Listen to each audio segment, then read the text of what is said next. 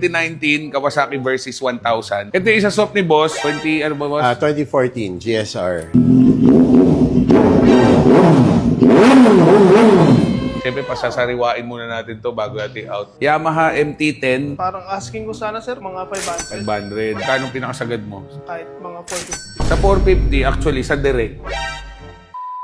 So guys, another transaction na naman. So nandito tayo ngayon sa showroom natin din sa Congressional Extension. So pwede niyo po i-waste yan. Dandil by Jetlaw. Dito lang yan. Congressional Avenue Extension. Malapit lang po tayo bandang Tierra Pura. So samahan niyo ako guys. May ka-dandil tayo. So trade in to swap. Medyo parehong lumang motor pero all goods. So ano to? Suki natin to guys. Nakabili na sa atin dati ng motor. Ngayon, bibili ulit. Boss Kibes. Tapos si Boss JP. Boss JP. So, Boss JP ng Isuzu Commonwealth. So, titingnan ni Boss itong Versys 2019 Kawasaki Versys 1000. So, hindi siya SE. So, standard siya. Ang pinagkaiba ng SE, yung SE may cornering light, mas malaki ang windshield, electronic suspension, tsaka TFT gauge. So, the rest, same na sila. Mas mabigat lang ng konti ang SE kasi electronic suspension siya. So, ito, standard siya. Kung ano yung nakikita na ginagamit ng HPG, ito yun guys. So, mataas ang odo nito, nasa 30,000 odo, kaya ang benta lang namin is 458. So, pero may gustong iswap si boss eh. Ito yung isa swap ni boss. 20, ano ba boss? 2014 GSR. Na 750. Na 750. So, sa mga hindi nakakaalam, ang makina nito halos same sa sports bike na GSX-R na 750 ng Suzuki. After nito, na phase out na to, ang pumalit dito, GSX-S 750, tapos GSX-S 1000. Magandang bike din to. Isa lang ang pinaka-downside dito. Wala siyang ABS, wala siyang traction control, pero disc brake din siya. Double disc brake ang harap, disc brake din ang likod. So, lahat ng basic na features nandito. At ang tunog nito, napakaganda. So, inline 4. Sound check tayo saglit. Kailan ba clutch to? Baka naku sir, mura ko na lang bibili. Yun. Maganda ang tunog guys ang inline 4.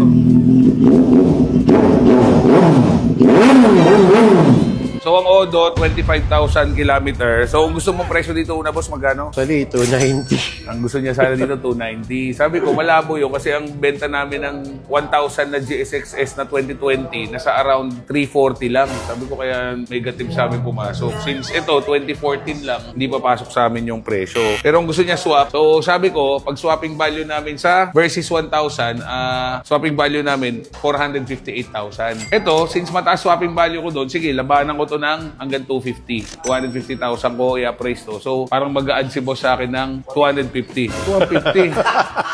Alam mo, nagugulo itong ano eh. Alam mo ito, ano eh. Alam mo, feeling ko to, agent to eh.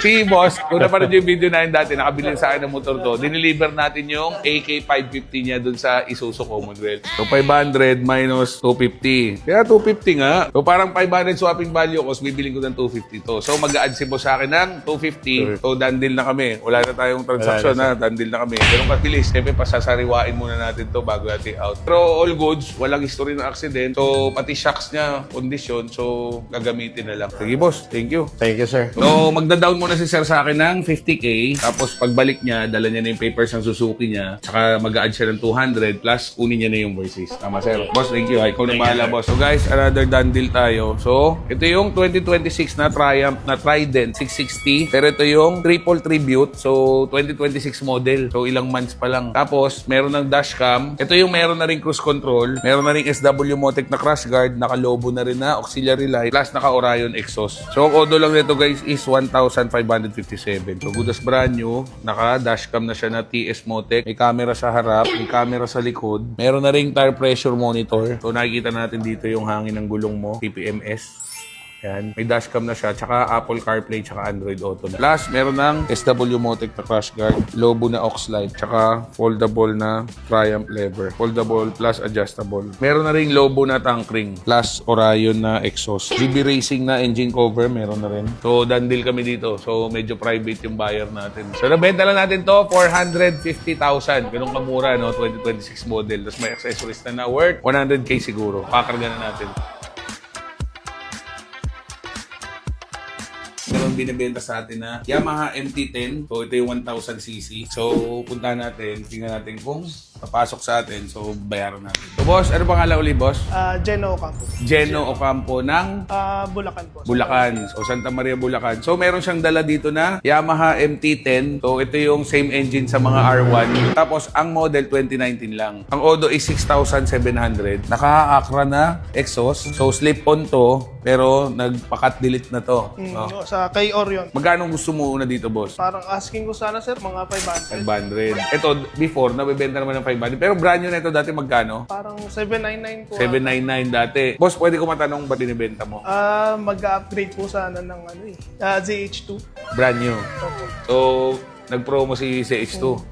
So, may promo si CH2, bibig siyang brand new. Dito, boss, sa totoo lang, tawad ko sa'yo dito, yung talagang kuha namin, boss, since siyempre, kailangan naman mag-margin. Gagawin naman dito, more on detail lang eh. Goods naman yung unit, walang drop, walang slide, so makinis naman. Ang price ko dito sana 400. Medyo malayo lang konti.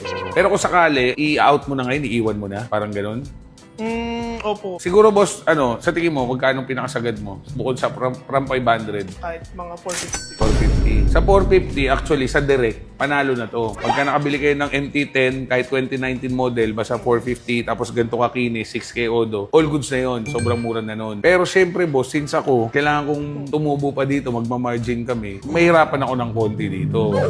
Kikita pa rin dito, wala namang question doon, pero syempre, magiging malit na lang margin dito. Syempre, kung kukuha kami ng ganito, mas gusto namin kumuha ng mga fast-moving na bike tulad ng mga Z900, CB650R. Siguro pinakasagad ko sa'yo dito, 420. Siguro, pwede mo iwan sa amin, pa-consign mo, na-try natin sa presyong 450. Tapos, ibebenta namin to ng siguro 480. Kahit maliit ang margin ko, okay lang kasi hindi kami namuhunan. Siyempre, gusto namin at least 5 to 10% ang margin. Pero kung ako, advice ko sa'yo, kung hindi ka naman nagmamadali, hindi mo naman kailangan ng pera, kahit nag-down ka na, kung may pambili ka naman doon, pa-consign mo na lang. Ibebenta ko to ng at least 480. Siguro, i-market ko muna ng 500 pag tumawad hanggang 480. At least may 30k ako. Kung okay sa'yo. Ngayon, bawa naman, after a week or after a month, hindi pa nabebenta, tapos nagmamadali ka na, pwede ko pa rin bilhin siya kung magkano yung tinawad ko sa'yo ng una na. So yun, parang 30,000 difference, mag-aantay ka lang ng 2 weeks to 3 weeks. Kung mabenta, di presyo mo. Pero kung di mabenta at nagmamadali ka na, bibiling ko pa rin to, 420 lang. Ano sa'yo? Mas gusto mo, consignment tayo. Sige sir, mukhang kaya naman. Guys, ito pag nakuha niyo 480 to, sobrang sariwa na ito. Gusto mo, consign muna tayo. Sige po. Okay, done deal kami ni boss. So, done deal kami. Consign niya sa akin yung Yamaha MT-10 niya ng 450,000. Tapos, benta lang natin to ng mga 500 asking. Siguro, hanggang last price natin na 480. Pero, syempre, kung tatawag kayo, puntahan nyo. Tawagan natin si sir. Malay mo, baka bumaba pa siya ng presyo. Pwede pa akong bumita.